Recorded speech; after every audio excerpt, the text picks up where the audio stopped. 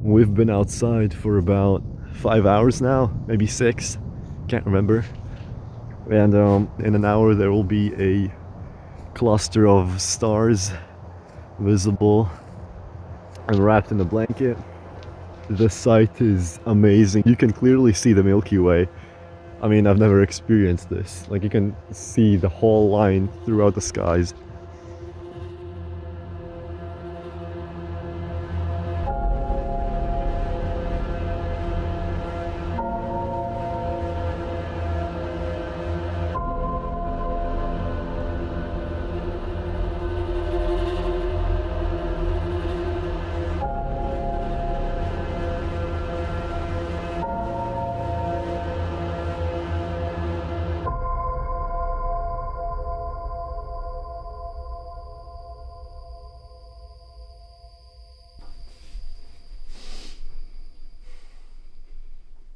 All right.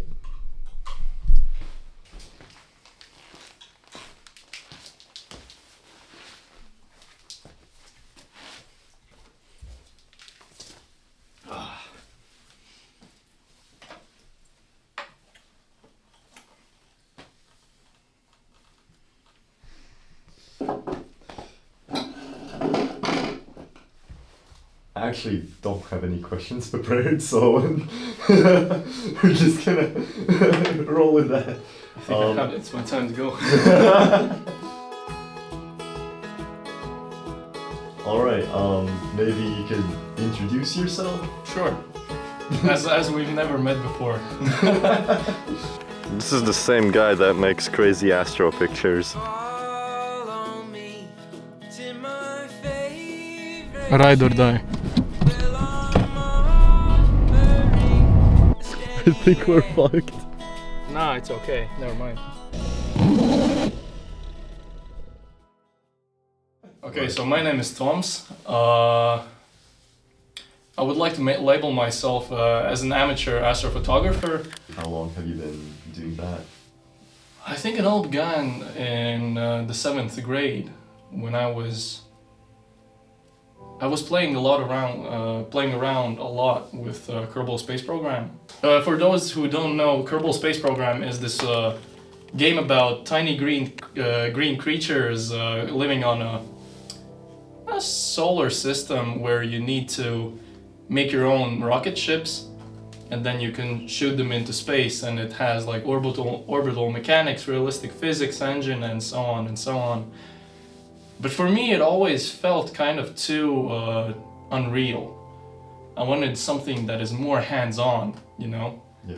So I started looking into astronomy, and I wanted to buy myself a telescope. It was in the 7th grade. Each recess I used to go to a library, to the school library in the computer. I would just research a lot about telescopes. And I remember this one time distinctly where there were some people from the 11th grade who were walking by, and they casually just walked in on me doing my research. And they just asked, "Yo, are you like into science and shit?" I was like, yeah, that's my thing. And they were all dismissive, like, "Oh no, you should like wait till you should wait till they teach physics in school, and then you'll realize how tough it really is. Like, you're gonna totally fail that class." Yeah.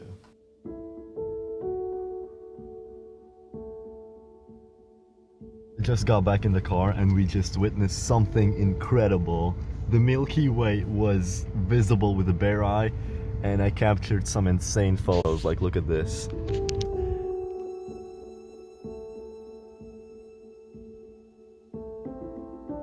But the first time I looked through the telescope, it was severely underwhelming. I had this like simulation, and I look at the sky, and yeah, there is this one nebula that I can see, and I waited waited for the night so I can see it, and I put in my telescope towards it, and I look through the eyepiece, and I see basically nothing. Or maybe at best case scenario, I saw a faint smudge in the sky. And I came across this thing called astrophotography. which is how people create those cool space images and stuff that you see on the internet. To make such an image, you need a mount which follows the night sky. A good mount like that costs around 1,000 euros or something above. Basically, for me, it was too expensive. Yeah. What I decided to do is look into DIY astronomy. I got around to build my own telescope mount. It took about 3 years to fully research and develop it, which is hard to believe now that I'm thinking about it and talking about it. I actually remember the first times you were like trying to show me the auto guiding tool and like, how it was kind of working, kind of not working, and then you just continued to improve it over time. You can see how the tensioning system always keeps the belt tension. I 3D printed these 2 parts and I put skateboard bearings on it and a spring. Look at this. Proceeds to break it.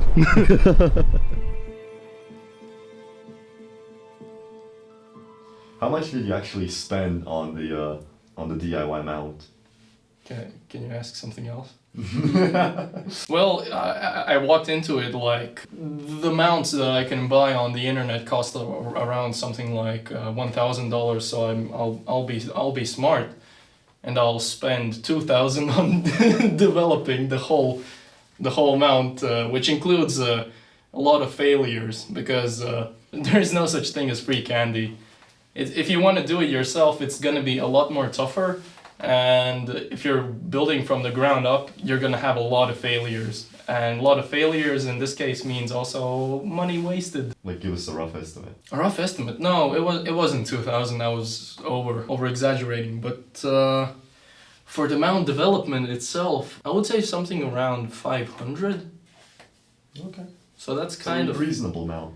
That's a reasonable amount, including the research and development. So. Yeah, but like the time you put into it is. It's a lot, yeah.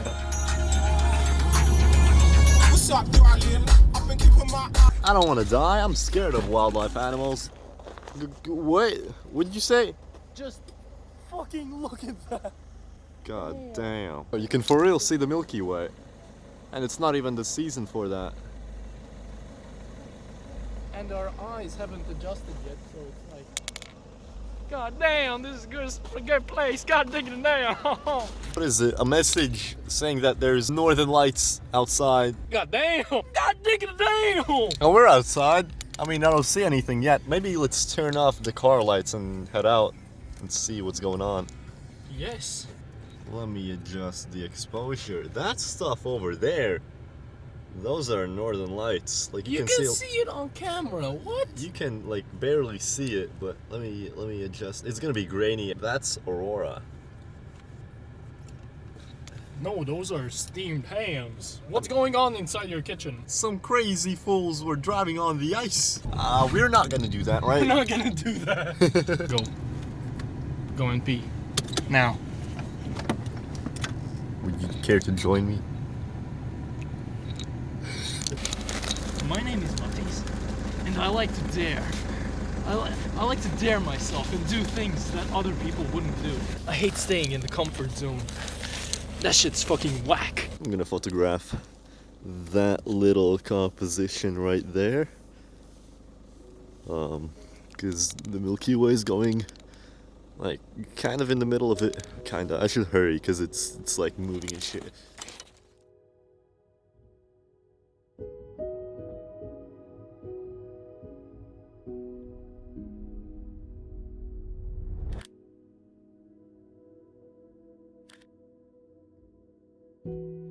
Like we were in the same class since the 4th grade.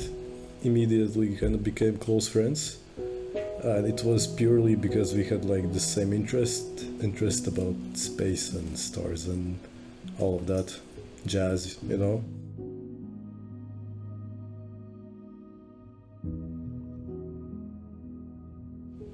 But then when he started high school, it really kind of popped off because he started building his DIY telescope. And then he, like at the end of high school, I believe, he finally got to the point where you can actually take pictures with it, and there's the self-guiding stuff and all of that. And I guess that was the time when he decided that he wants to study like engineering about space and like rocket sciences and more physics in depth.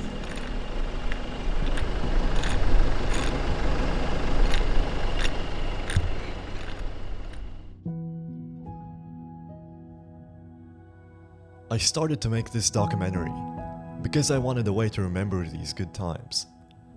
Life has already taught all of us that things will change, and it is important to cherish as much of these memories as we can get our hands on. Tom already had a next step in mind, which was university outside of Latvia. Knowing that, I knew that these adventures would have to come to an end, and it made me sad. Because I would not only be losing these trips, but I would also be losing someone who has become my best friend through them.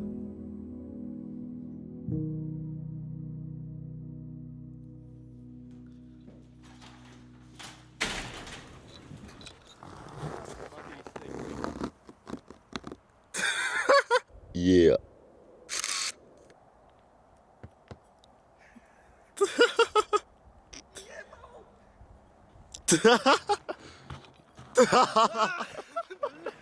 Fucking oh!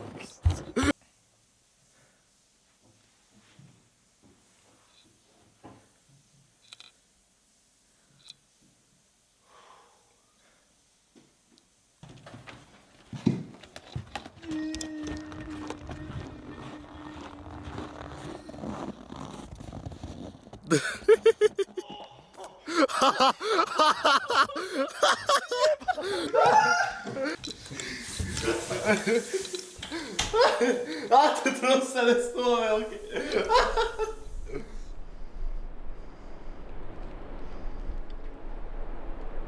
I got a stick. I got a stick.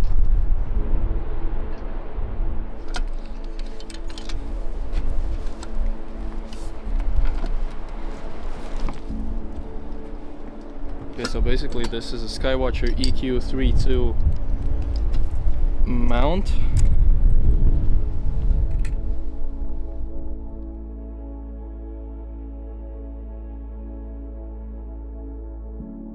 Yo, look at the clouds over there. Oh goddamn!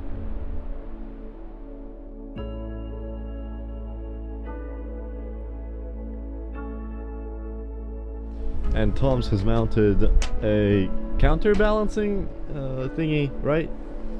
Hell yeah. Is it to counterbalance the telescope? Hell yeah. Was this expensive? Hell yeah.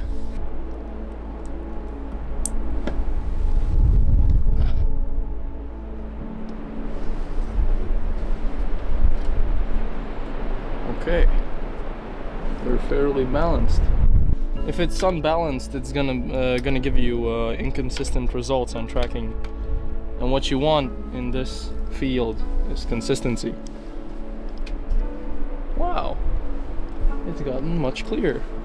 Hell yeah. I bet that will last like 2 minutes.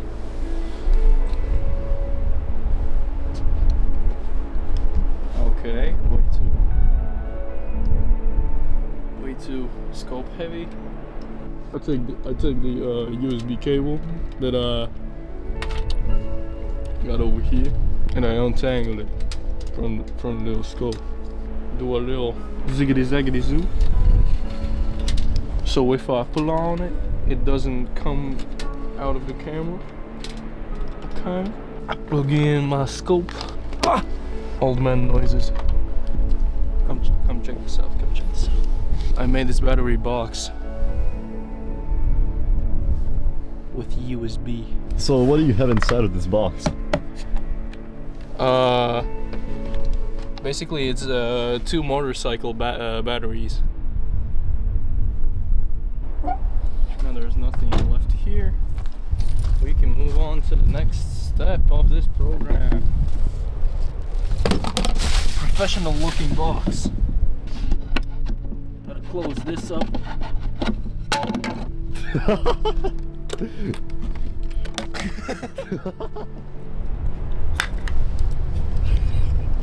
the fuck happened? Ow! What the fuck did you do? Sometimes the telescope doesn't like what I've been doing to him. I'm sorry, honey. Canon 6D, and what we got here going on for us is the It's a bit filter. dirty. Okay, I can change that. Does it have something to do with, like, I don't know, light and stuff? Like, does it filter out specific lights? Yes, it filters out specifically hydrogen alpha, oxygen 3, and sulfur 2 emission lines, which are the main emission lines for nebulae, to be more precise. Okay, so for people who understand Physics. physics, so yeah, he's using a Canon 6D.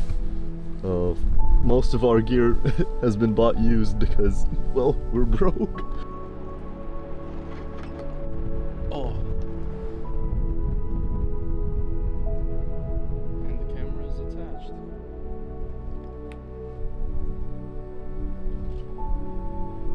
This man enters the room I'm sleeping, which is right here, so no wonder. But he enters here, wakes me up, tells me I gotta come outside. What is it, Tom? Listen, I did a test exposure, 30 seconds. And from 30 seconds you can already see some nebulosity going on around here and around here. This is from 30 seconds at ISO 6400. I plan on imaging with 5-minute exposures, and I'll try and do some 10-minute exposures. So that's gonna be quite the voyage. Well, the sky looks pretty clear right now. Yeah. So, I guess good luck, Thank you. and we'll see some results. Hell yeah.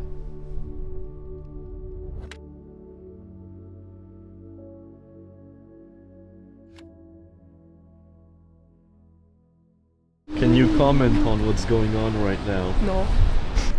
Alright, so we're gonna see if Tom made it into the into college. What's up, brother? How are you feeling? What are you thinking right now?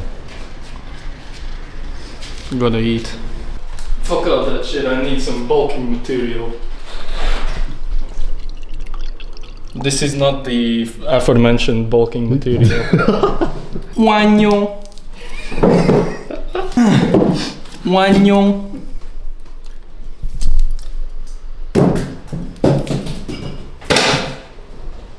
Boys, leave us alone. I'm grabbing cheese, and let's see if you got in.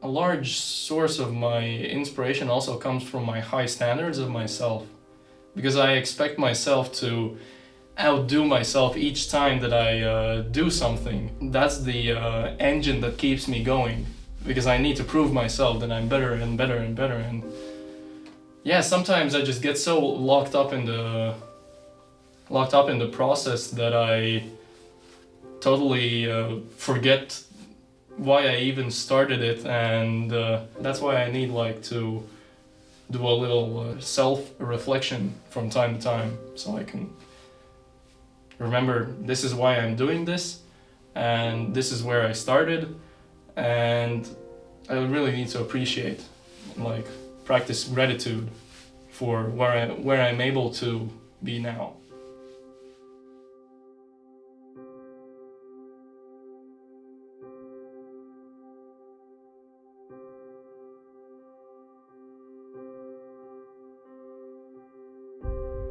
The hardest part is to start to do something, and he has started it right now. And then again, the same kind of struggles comes when you are kind of near the goal you've been wanting to achieve for a long time. Dude! And I think if he keeps his energy he has right now, just do whatever it takes to reach that and still be this funny, annoying ass guy, I think he's gonna do it. Easy. Yeah.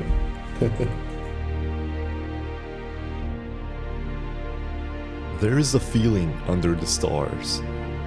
A feeling quite undescribable. For me, it is silence. True physical and mental silence. Because it is just you and the universe. And through our tools, we are able to see and capture something beyond our understanding. Something we may only speculate about. And never truly see up close. The feeling of true unknown, where I am only the spectator. I have no influence. I have no effect on what's up there. I can simply enjoy the view and share hours of combined data to the world. And I will always be thankful to Tom for showing me that, for showing me this whole other perspective. And these good times we had, I will cherish those for a long time. Because when I think of some of my happiest moments, this is what I think of. This meaningless feeling under the universe, where you can appreciate the world and the people you are sharing this moment with. So yeah, I wish Tom good luck. The whole world awaits you.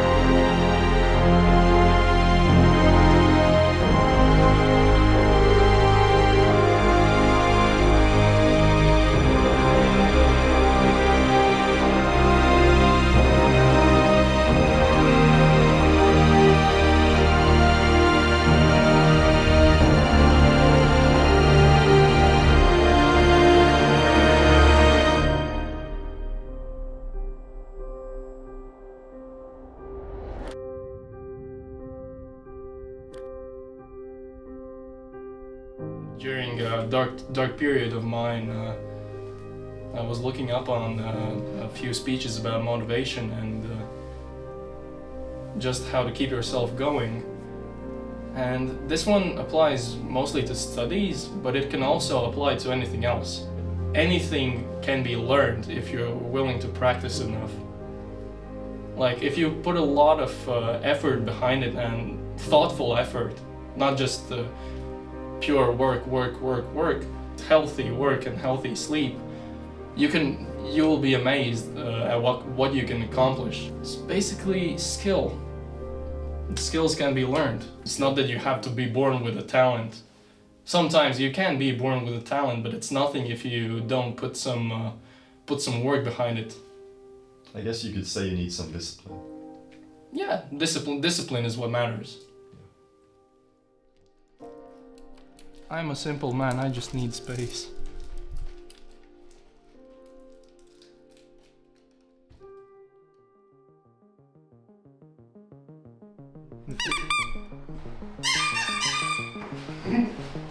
Will you stop? Listen. There are 440 places. Right, yeah. As of recent, basically the lower your ranking number is, the higher the chance. Like, if it's 440, it's basically guaranteed.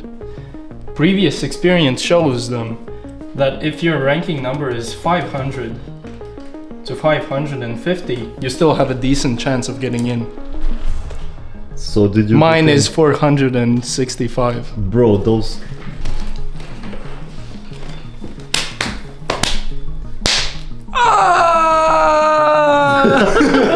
So we still don't know if you got in or not. I think it's quite conclusive. Okay.